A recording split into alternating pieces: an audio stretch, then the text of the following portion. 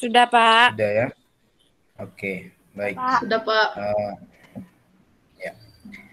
Baik, silakan buka materi yang saya kirimkan di grup ya, kalau sudah download.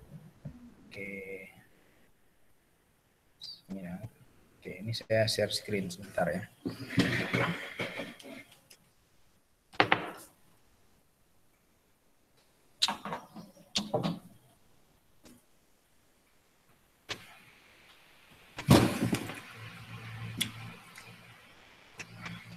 Baik, sudah nampak screen yang saya share?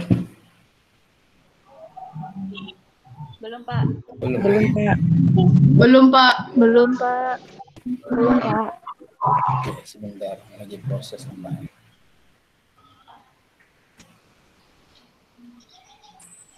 Oke, kok tombol share screen-nya mati ya.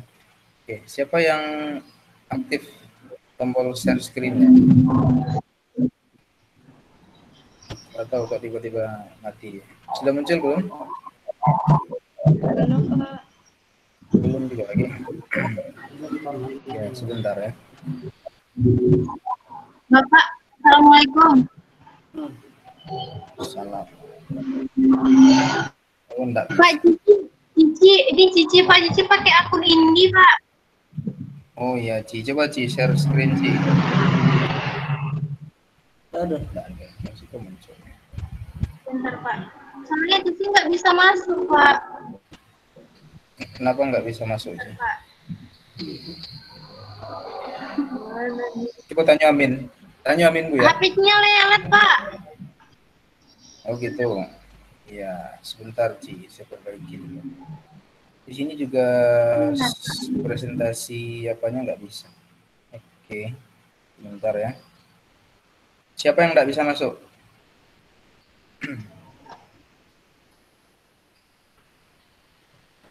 Ya.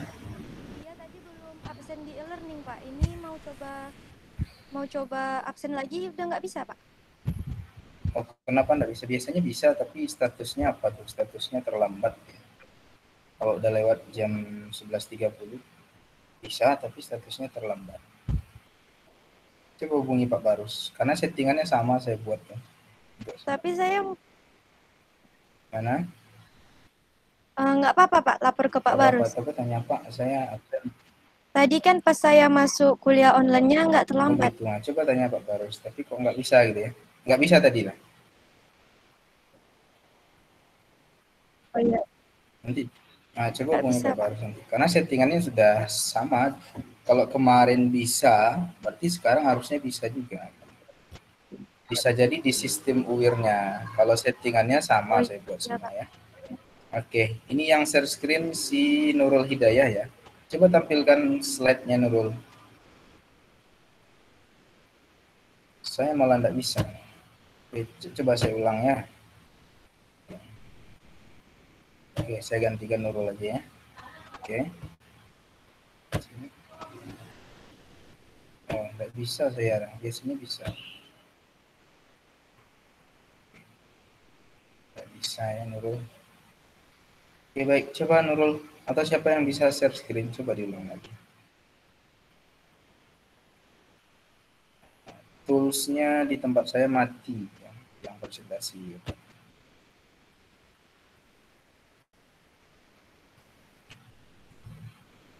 Oke, atau Anda buka file masing-masing juga tidak masalah ya.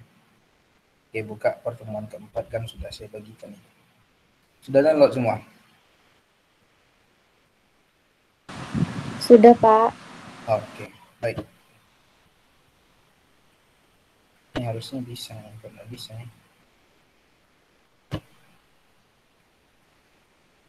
Oke, sebentar.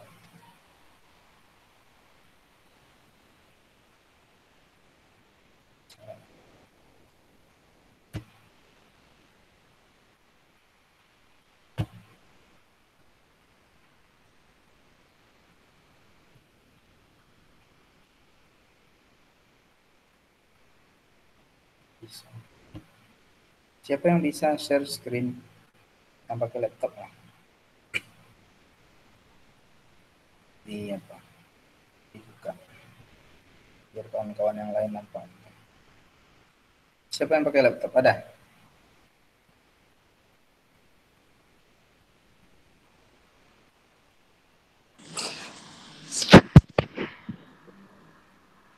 Rizka pakai laptop, Rizka. Saya pakai HP, Pak. Oke. Nurul tadi bisa ya. Coba lagi Nurul. Saya nggak tahu kok tiba-tiba mati ya.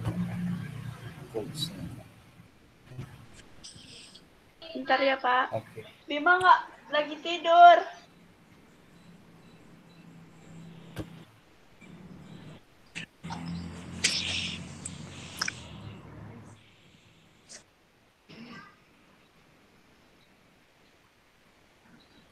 Share ya Nurul.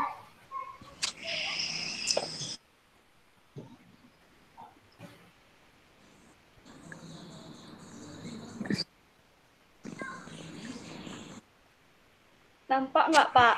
Belum. Coba ditunggu dulu, dia agak lama. Bang.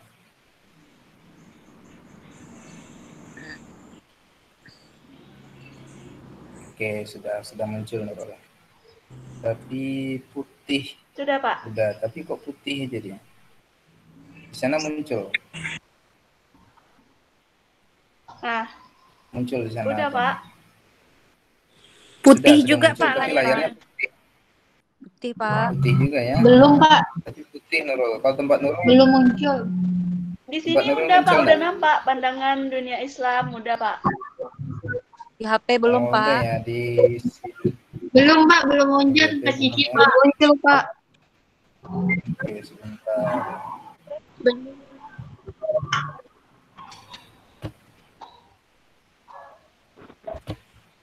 Nggak bisa ya.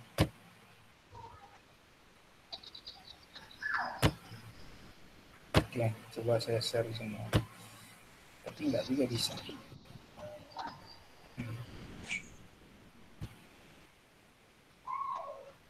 Nggak mau juga dia. Oke, sebentar ya.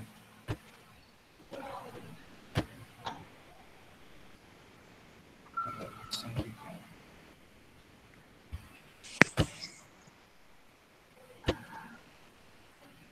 Oke, gini aja lah. Kalian catat aja lah ya. Karena nggak bisa, emang kadang bisa, kadang enggak dia. Ya, Pak. Kan filenya sudah saya bagi, oke. Didengarkan sudah. Kita nggak banyak-banyak, cuma 8 slide. Baik, silakan dinonaktifkan mic-nya ya. Di mute ya. Baik, jadi di pertemuan keempat ini kita berbicara tentang model-model penelitian psikologi Islam. Kemarin di awalnya pola, kemudian metode, kemudian sekarang modelnya. Seperti apa sih modelnya ini? Oke. Nah, psikologi Islam sebagai sebuah mazhab baru dalam psikologi itu memiliki peluang yang besar dalam mengkaji masalah jiwa ya. Kemarin sudah saya jelaskan apa saja peluang-peluangnya, seperti apa gitu ya. Karena memang kita dalam psikologi Islam itu punya kelebihan dibandingkan psikologi Barat ya. Kita lebih lebih komprehensif pandangan kita mengenai dunia ini dibandingkan orang Barat. Kalau orang Barat memandang dunia hanya sebatas realita empiris dan rasional, kalau kita memandang dunia itu baik yang sifatnya realita itu empiris maupun non empiris. Yang rasional maupun yang tidak rasional menurut orang Barat bisa kita kaji dalam perspektif Islam. Ya, karena Islam sudah punya panduan yang disebut dengan Al-Quran dan hadis yang merupakan kitab suci agama kita, panduan kita dalam hidup dan kehidupan kita. Kemudian Al-Quran itu dari Al-Fatihah ya, surat pertama sampai surat terakhir An-Nas itu semua berkaitan dengan jiwa manusia. Ya, nggak ada yang keluar dari konteks itu. Oke. Jadi semua yang ada di dalam Quran itu berkaitan dengan jiwa manusia. Walaupun misalnya Al-Fatihah itu artinya kan pembuka. Ya.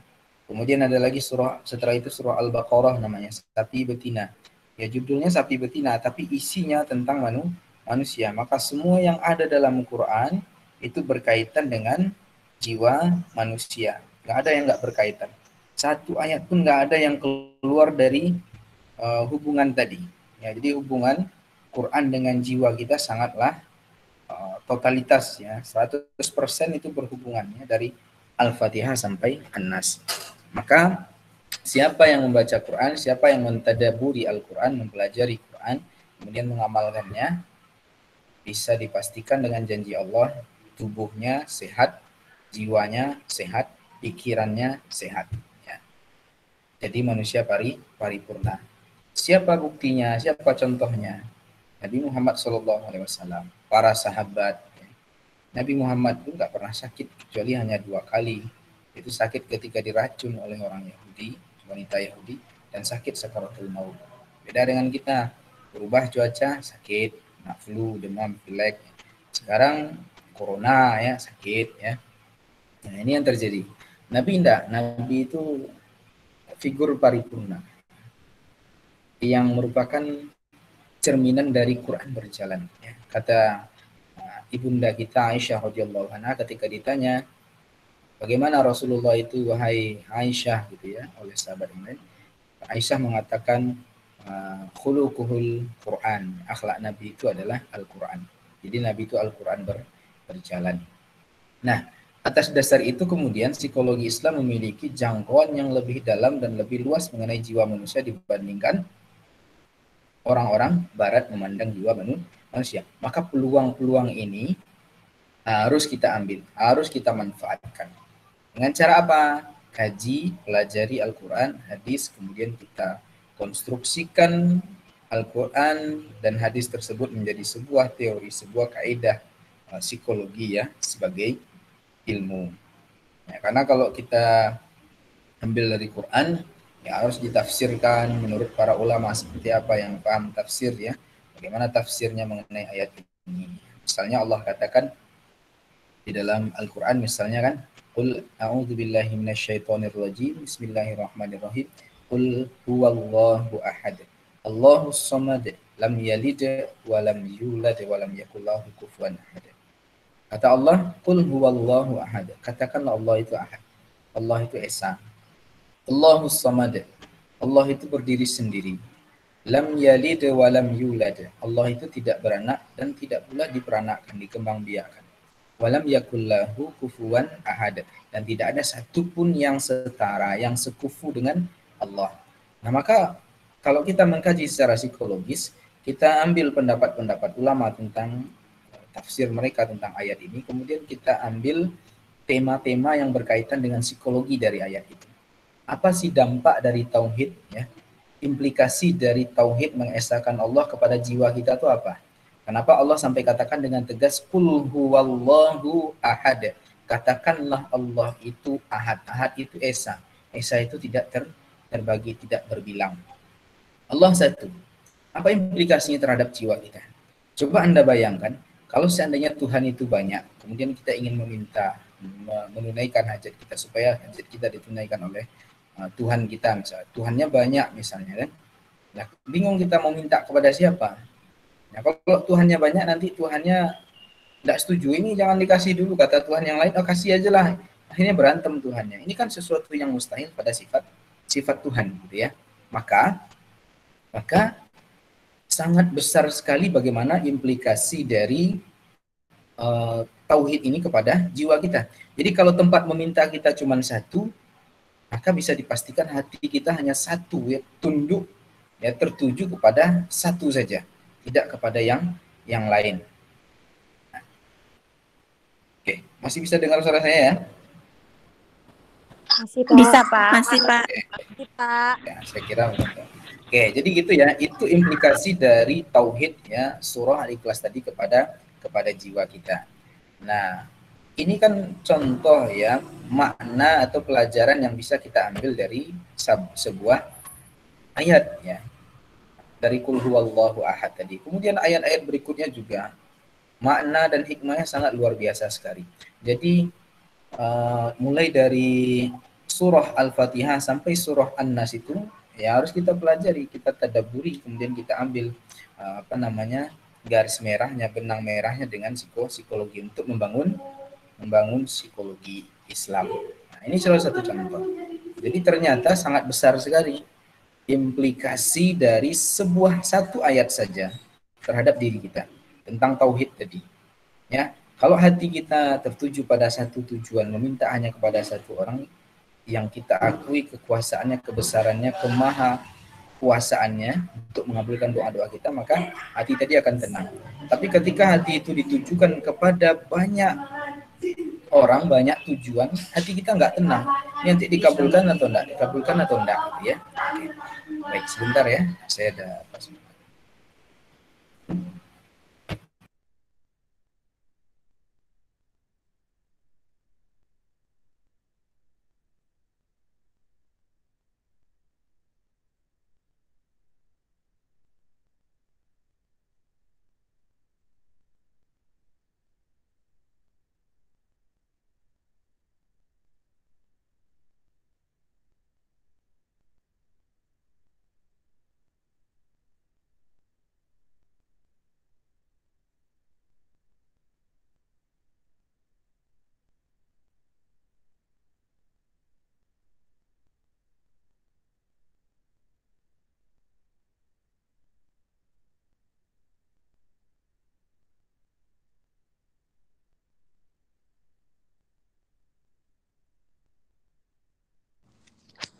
Kemana Bapak?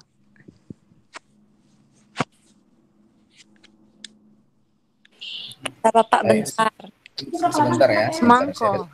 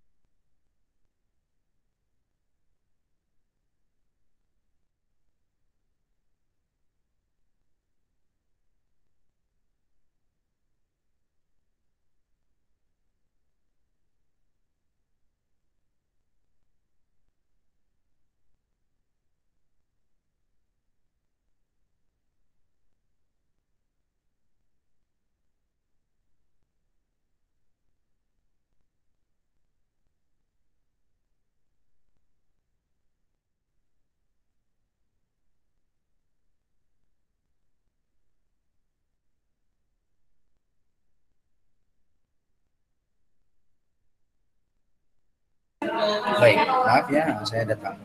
Kita lanjutkan. Oke, jadi itu salah satu contoh bagaimana Al-Quran bisa kita jadikan sebagai rujukan untuk membangun teori atau konstruksi teori psikologi Islam. Dan ini tugas kita sebagai para peneliti ya, para psikolog Muslim ya, atau ilmuwan psikologi Islam.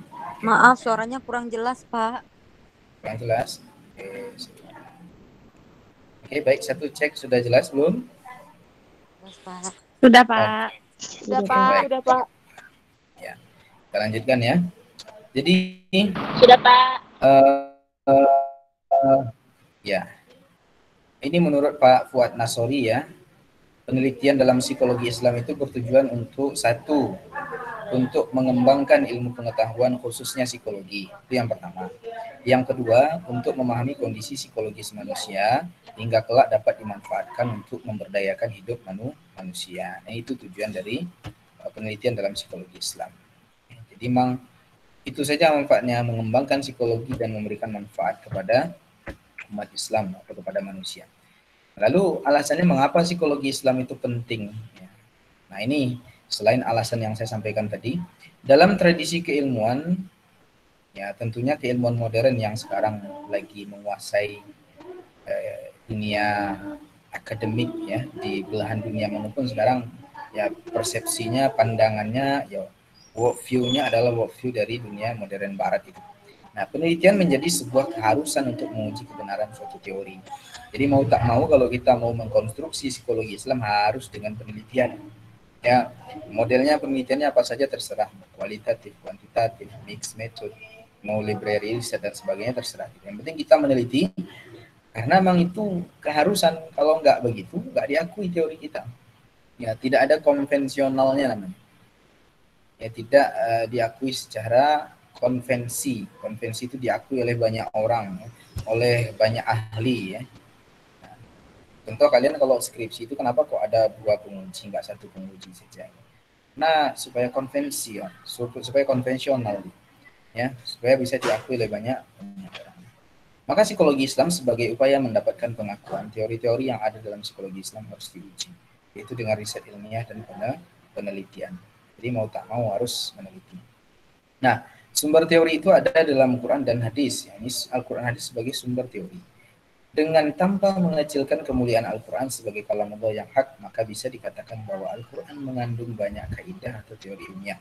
Walaupun Al-Quran sendiri bukanlah kitab ilmiah, tapi kitab suci yang berisi kalam Allah Azza wa Jalla. Nah, ini yang saya sampaikan kemarin.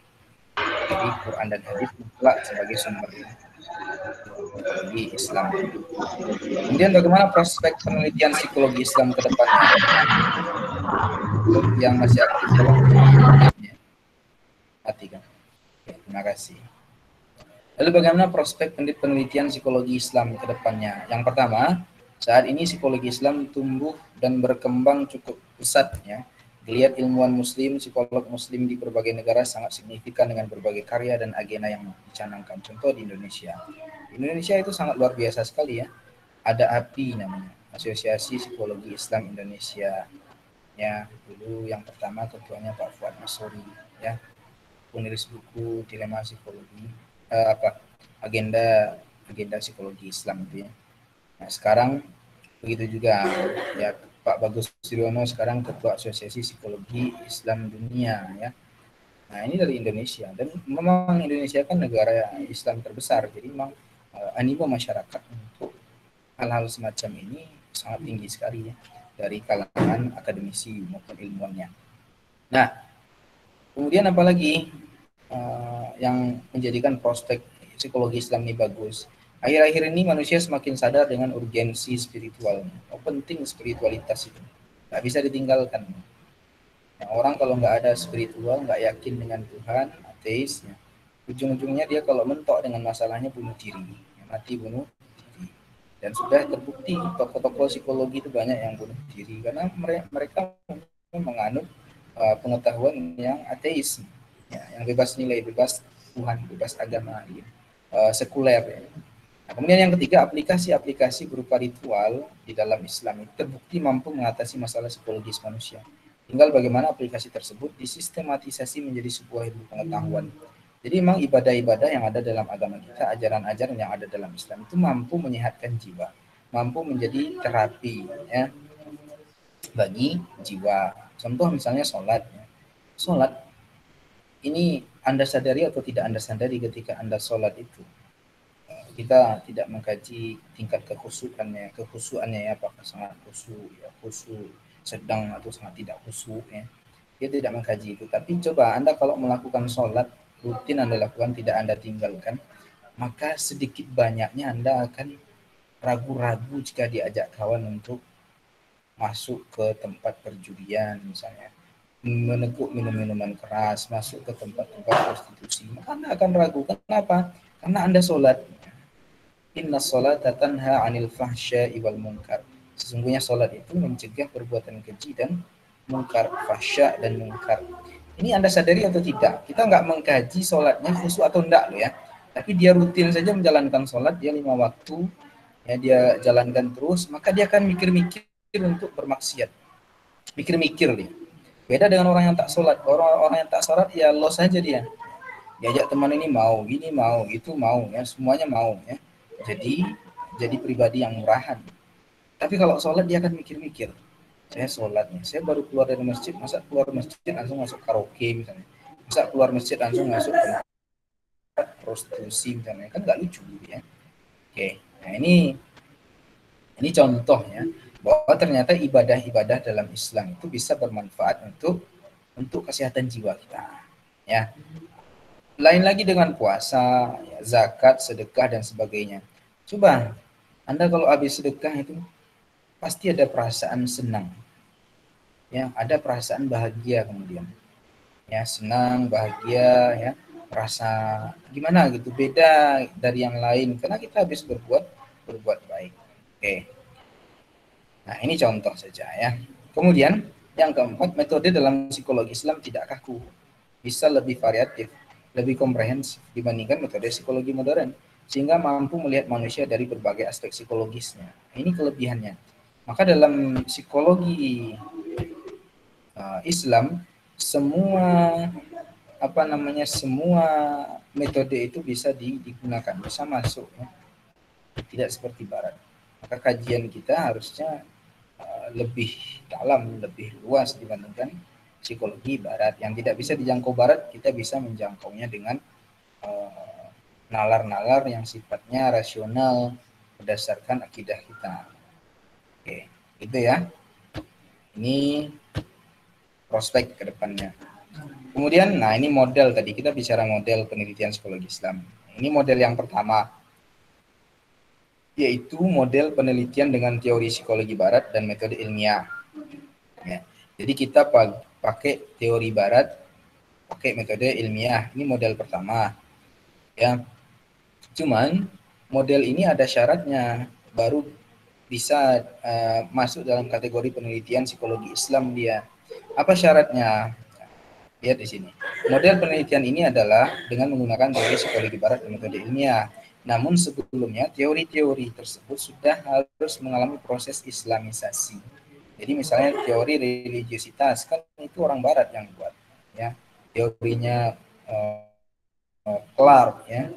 Teorinya Verbit, ya, tentang religiositas itu kan dari Barat. Ya. Ini harus kita islamisasikan. Bagaimana cara islamisasinya?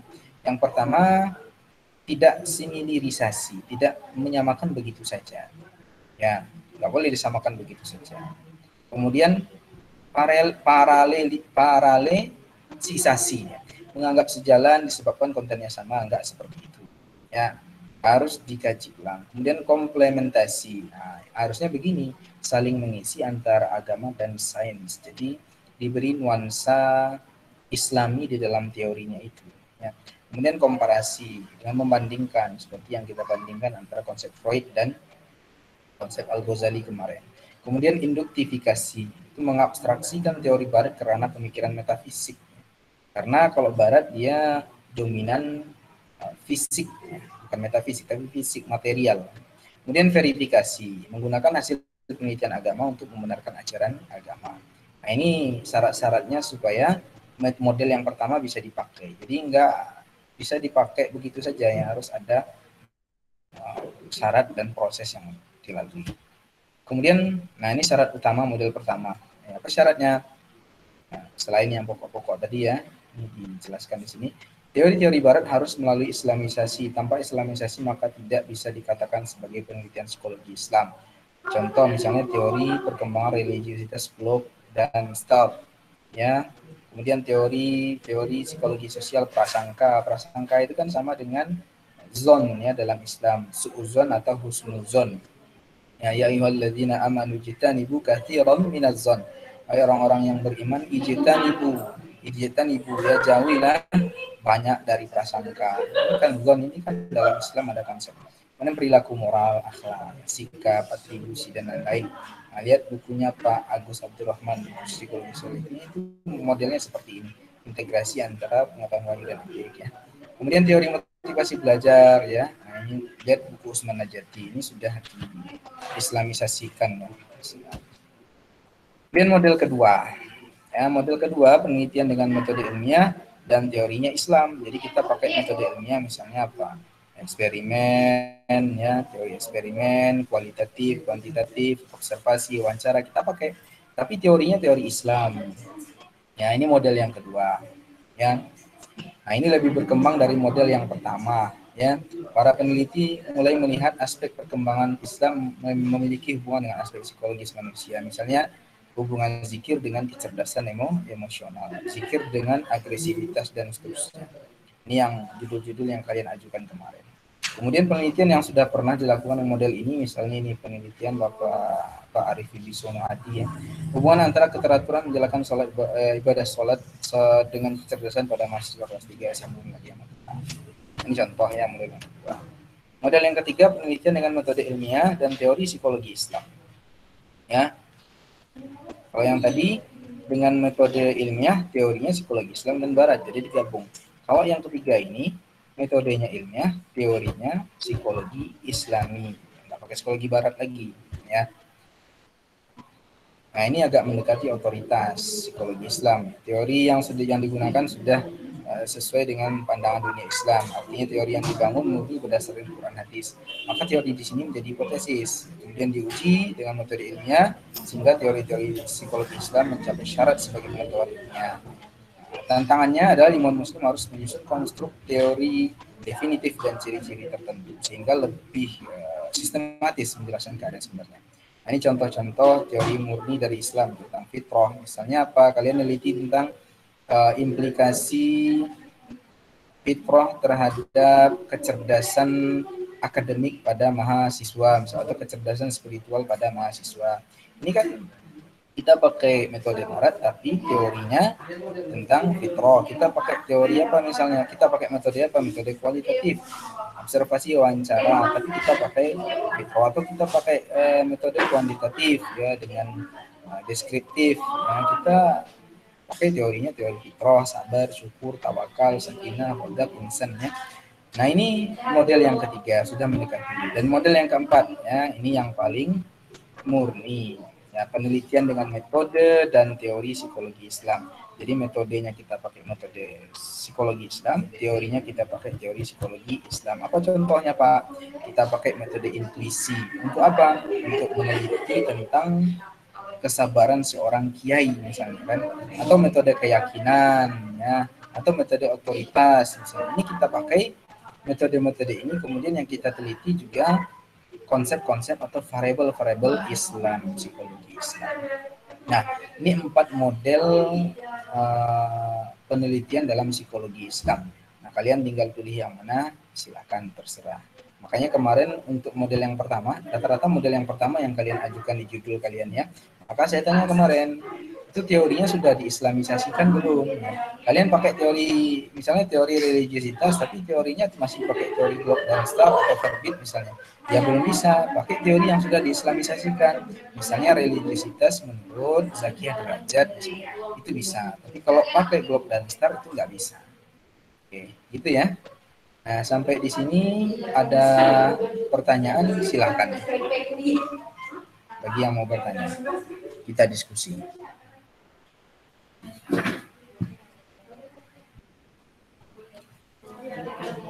Oke, silakan. Atau udah pada tidur semuanya?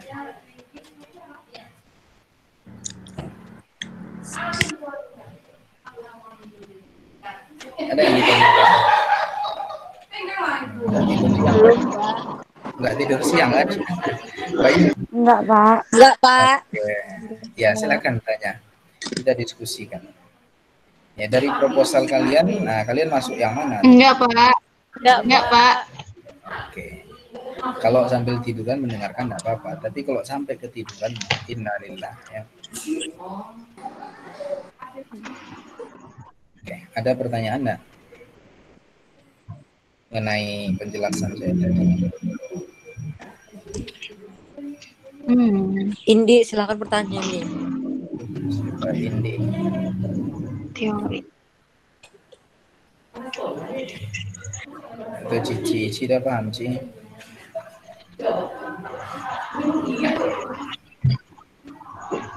Ini banyak, saya absen lah satu-satu ya. Silakan buka kameranya pas saya sebut namanya ya. Oke. Sedikit, Pak. Cici, mana Cici? Pak, untuk ini, ayo Pak absen dulu, Pak. Ya, absen dulu. Cici, mana Cici? Siapa? Kameranya. Ya, Cici, Pak. Hadir. Hadir, Pak. Masih membuka, Pak. Buka. Cici ya. Saya lihat di ringnya, Pak. Di mana Ci? Di kampung. Tidak, Pak. John memang agak lelah nih, Pak. Kezia ada ya. Kezia, Bayu ada ya, Bayu. Ya, Vanessa Salsabila, Paulina.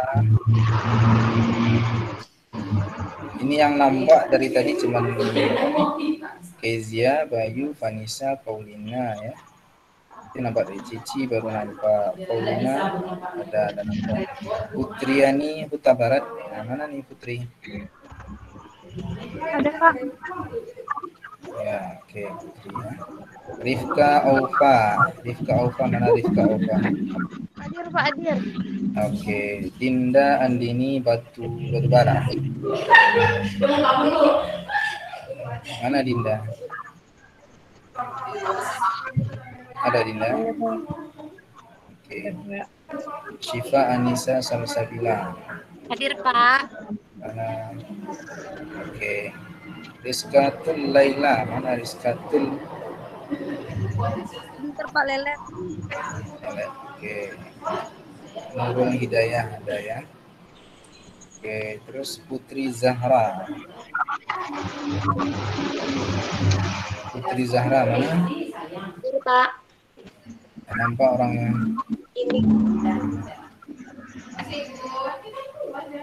Nur Anisatul apa nih?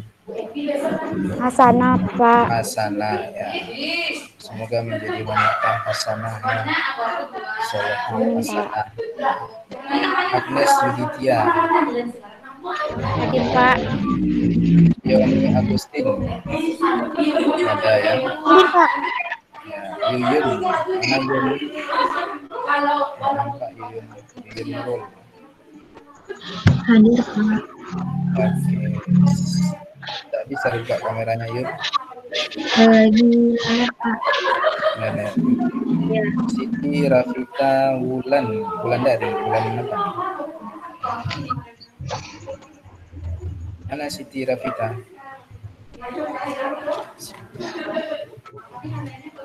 Oke, ya. Anissa Rahmadani ya, akhir ya. Raudina Yundati ada ya. Nafita Suhendriani ya. Hadir, Pak. Oke, Nafita absen jangan lupa ya kita. Baik, Pak. Nah, Dinda Amalina. Amalia ya. Ada ya. Lia Ekawati. Hadir, Pak. Oke, tidak nampak kameranya nih. Tidak nampak orangnya. Oke, ya. Ajeng. Ya, Ajeng Rahmani. Nah, ya, Hadiatul Umami. Hadir, Pak. Mana orangnya? Ya. Nafa Tiara. Nafa ya.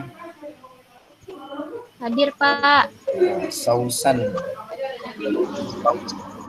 Hadir, Pak. Risma Revdiana. Reza Hadir, Pak. Aspira. Sukma, mana Sukma Lisa? Hadir, Pak. Tak nampak orangnya. Ah ya. Laras Aprilia. Hadir, Pak. Indah Khairina. Hadir, Pak. Imelda Putri.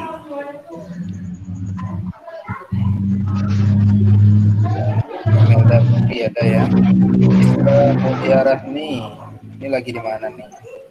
Lagi, Pak. Lagi nyetir, Pak. oh, lagi nyetir. Hati-hati.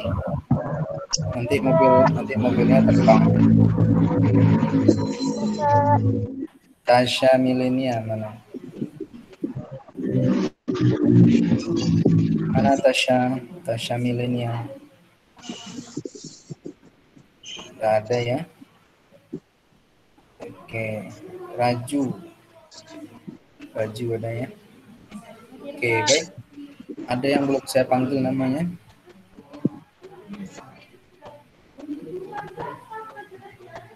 Ada, Pak. Tasya, Pak. Tasya sudah.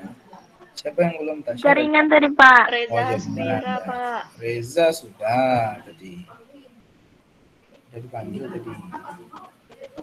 Ya, ada ya 36 orang sini ya, 35 ya. Oke, baik. Ada yang tanyakan enggak? Silakan kalau mau bertanya. Mumpung masih bisa bertanya. Kalian di WA diam-diam aja. Aku udah paham semua.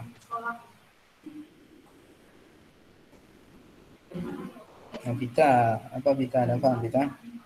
Udah jadi proposalnya. Udah jadi proposal kita. Lagi proses Pak, insya Allah. Sampai bab berapa baru? Baru susah Pak, kemarin nyari teorinya itu lama Pak, jadi itu agak lamban jadinya Pak. Carinya di mana? Dari jurnal-jurnal Pak. Oke, udah bisa cari jurnal online ya? Udah bisa? Alhamdulillah insya Allah sudah Pak.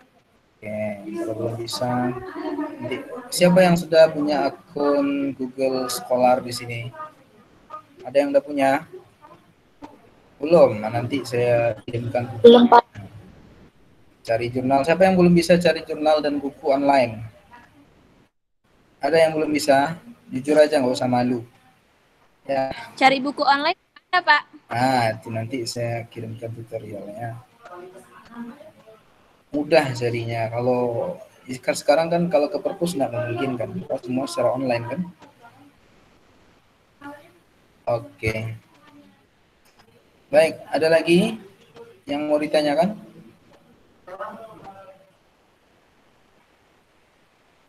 Mengenai pola-pola dalam penelitian tadi, itu materi kita singkat saja sebetulnya ya. Tinggal kalian lagi buat proposalnya, mulai dicicil dari sekarang. Oke, kemudian judul-judulnya itu coba berbasis masalah ya. Jangan judulnya tok tapi masalahnya nggak tahu ya. Jadi cari masalah, kemudian rumuskan judul. Sekarang banyak yang bisa diteliti sebetulnya. Apalagi di masa pandemi ini banyak masalah nih orang sekarang. Ya, hidup sekarang penuh dengan masalah. Nah, ini kan nampaknya wajah-wajah bermasalah semua.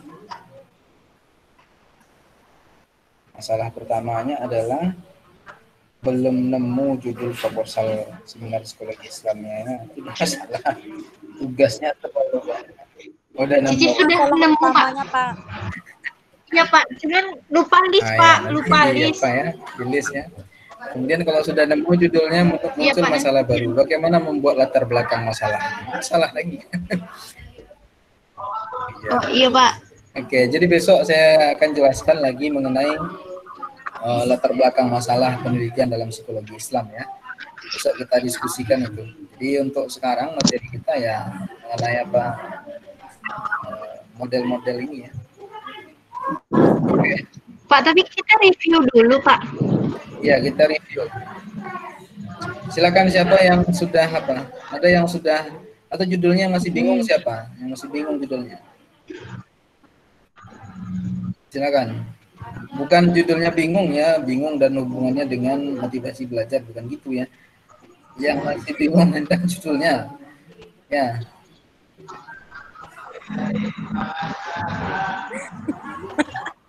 Siapa? Ada. Cici apa judulnya Ci?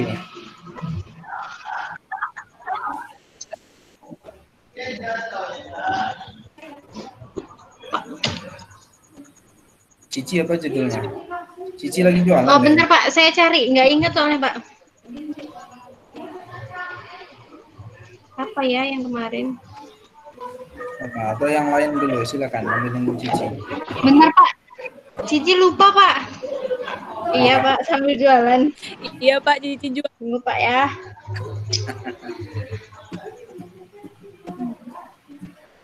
Itu yang lain Vita apa judulnya Vita?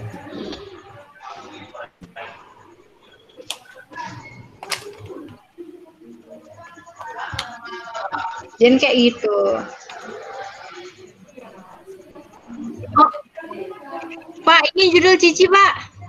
Judul saya. Tapi bingung ini dengan ininya Pak, kelanjutannya. Qanaat terhadap pengurangan gaji bagi pekerja terdampak COVID-19 Pak. Halo Pak. Ya, oke, Novita dulu ya, Novita ada duluan. Oke, itu industri berarti ya. Industri itu berarti Vita ya. Pak Cici Pak.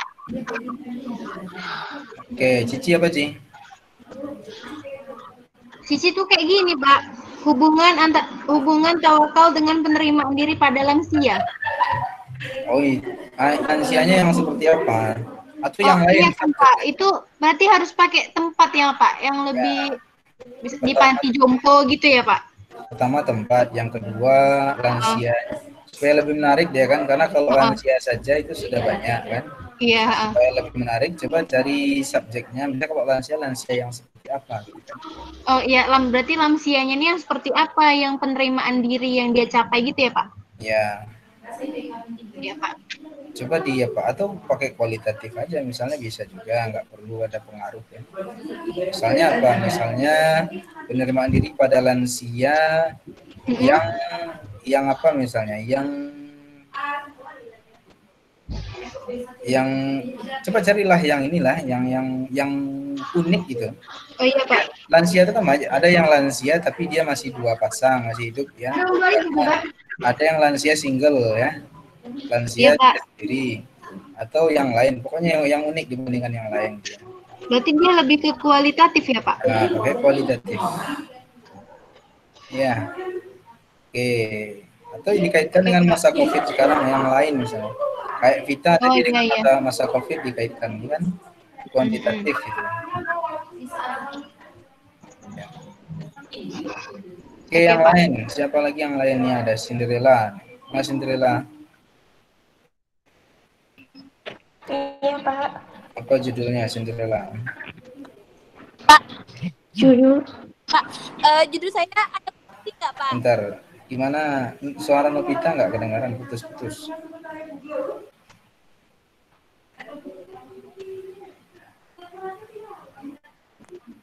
Judul saya ada koreksi nggak, Pak? Nggak masalah, kuantitatif ya Vita ya.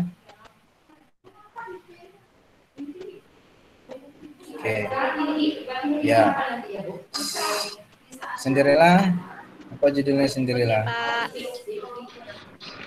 Judulnya Pengaruh Perilaku Islami Terhadap Kondisi Emosi pada Remaja, Pak.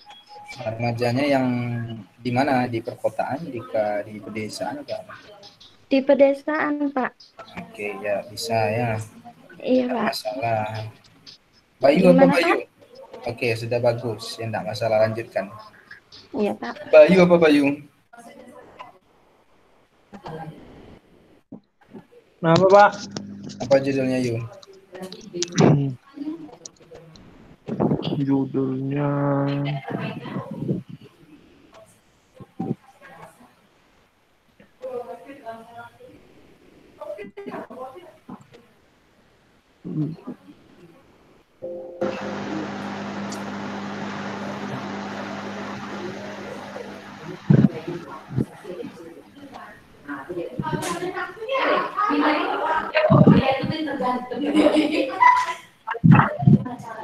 Ketemu Yung? Pak ya. Entah mana film. Oh lah, hilangnya.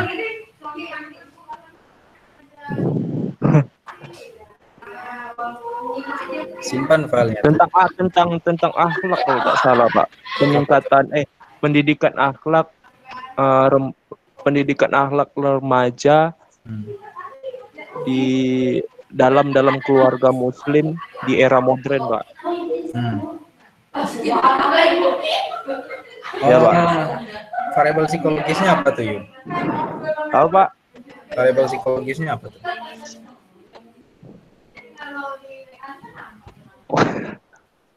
Nah, yo, bingung kan? Dia harus ada variabel psikologi Islamnya, yo.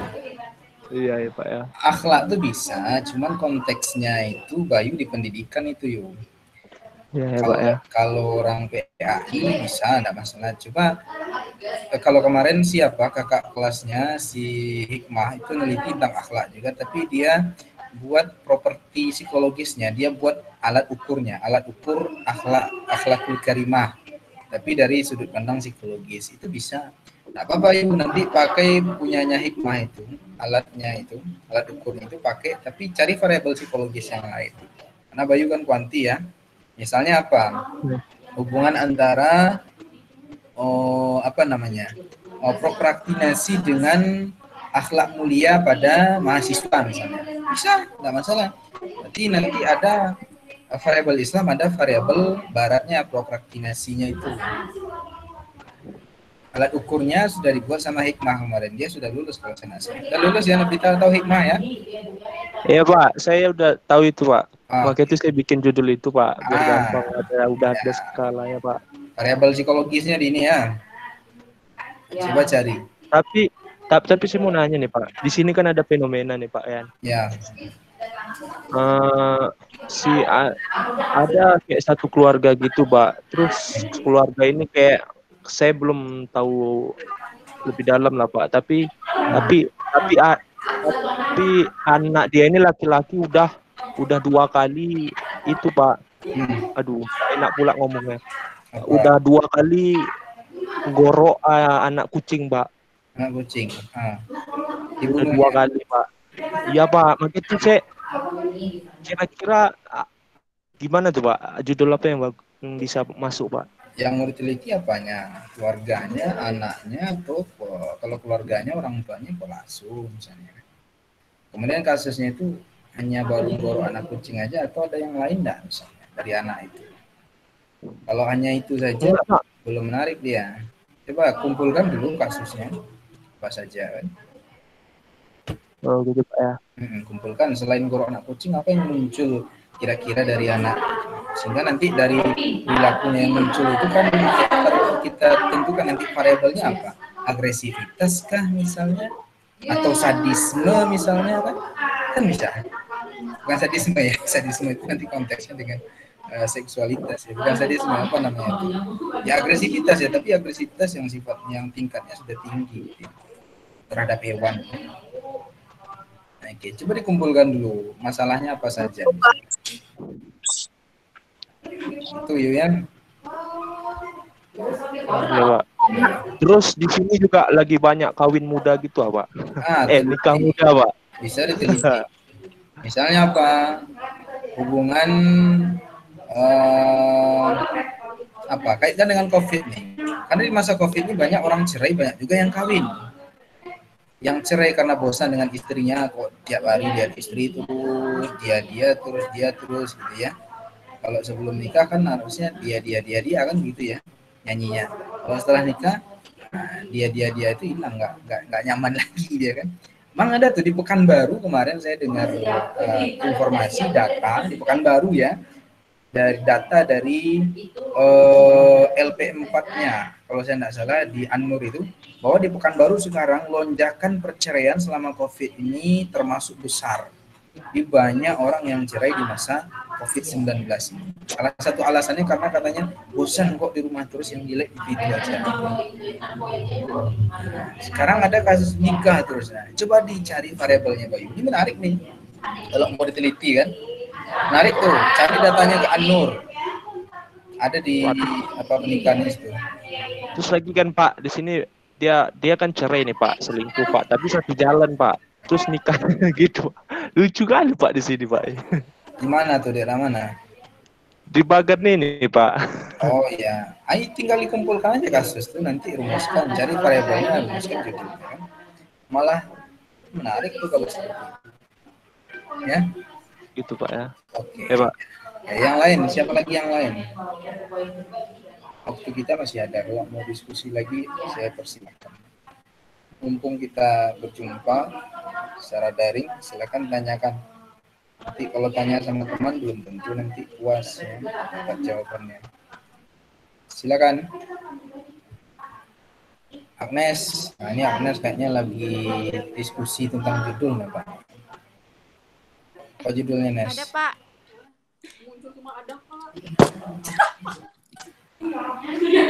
Apa judulnya? Makanya dibilang itu harus selesai dulu dari makalah.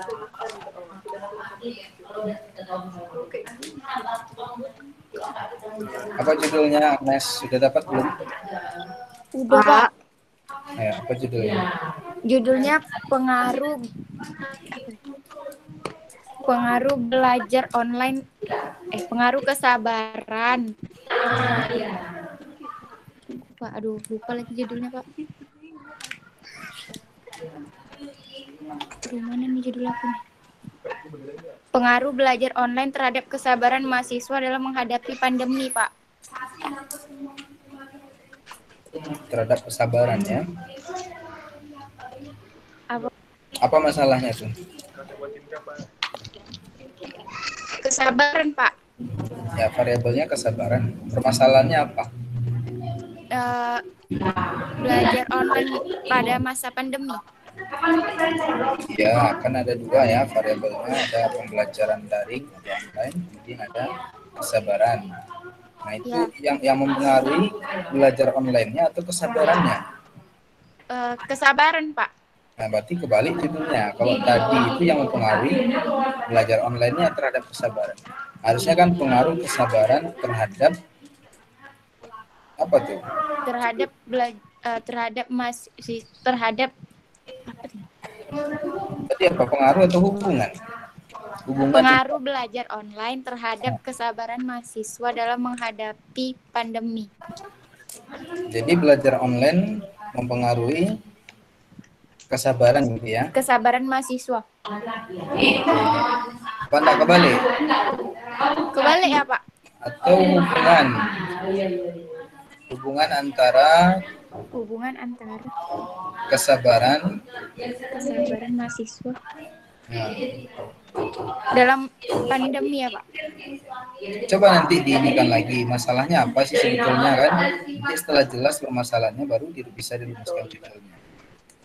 Ya, coba dia Pak. Masalahnya ya. Iya. Oke, Raudina Yudhati. Siapa tadi yang manggil? Amalia Inkaza, Pak. Amalia, silakan Amalia Inkaza. Saya baru tadi saya join, Pak. Terus di sini mati lampu. Sekarang baru bisa join, Pak. Oke. Tentang judul saya, Pak. Kayaknya ada kesamaan lah sama punya Agnes, Pak. Tentang kesabaran dan sama kuliah online juga. Apa judulnya itu? Kemarin bilang pengaruh sabar terhadap keefektifan kuliah online. Ya, itu bisa ya. Kayaknya hampir sama si Agnes. Ya, kalau Agnes tadi kebalik dia. Ya, harusnya dicari. Karena ini kan efektivitas belajar. Jadi kalau Agnes misalnya apa gitu kan. Oke, bisa tuh. Raudina Yundati ya. Apa judulnya? Iya, Pak. Ya, judulnya apa? Judulnya pengaruh dakwah melalui media digital pada kesehatan mental remaja dalam menghadapi pandemi COVID-19. Pengaruh dakwah melalui media digital pada kesehatan mental remaja dalam menghadapi COVID-19. Oke, berarti mau meneliti tentang dakwah di YouTube itu ya, bagaimana pengaruhnya terhadap kesehatan mental remaja. Oke, bisa, nggak apa-apa. Bagus, ya bisa dilanjutkan. Oke, yang lain ada lagi, silakan kalau ada yang lain.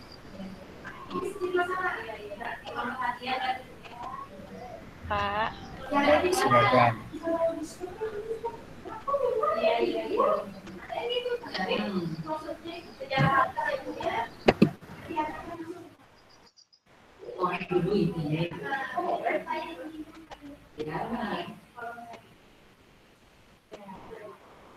Silakan.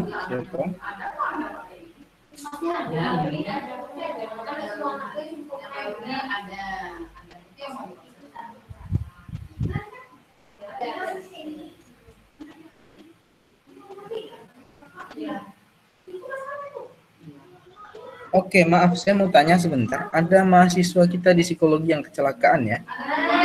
Si Fran. Oh iya, ada, Pak. Kapan juga?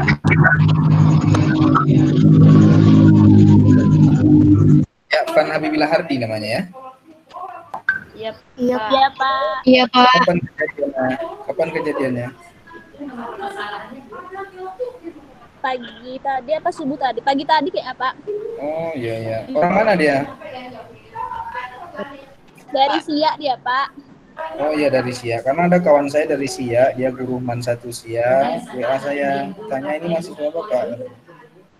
Dia kayaknya nggak pernah masuk kelas saya. Jangan kan orang dewasa juga ini. Suaminya aja begitu pada diam-diam deh. Oh iya, Meninggal enggak kan? Enggak, Pak. Cuman sedikit parah lah. sedikit parah. Saya lihat di sini patah tulang dia. Patah tulang aja, Pak. Iya, patah. Terus kepalanya darah. Iya, Pak. Iya, iya. Nah, makanya kalian hati-hati ya, jangan ugal-ugalan bawa motornya. Nah, ini kepalanya parah dekat mata sebelah. Oke, memastikan itu aja ya, atau ibu ini mau donasi kan. Jadi dia pastikan ke saya, benar nak mahasiswa Bapak. Oke, baik.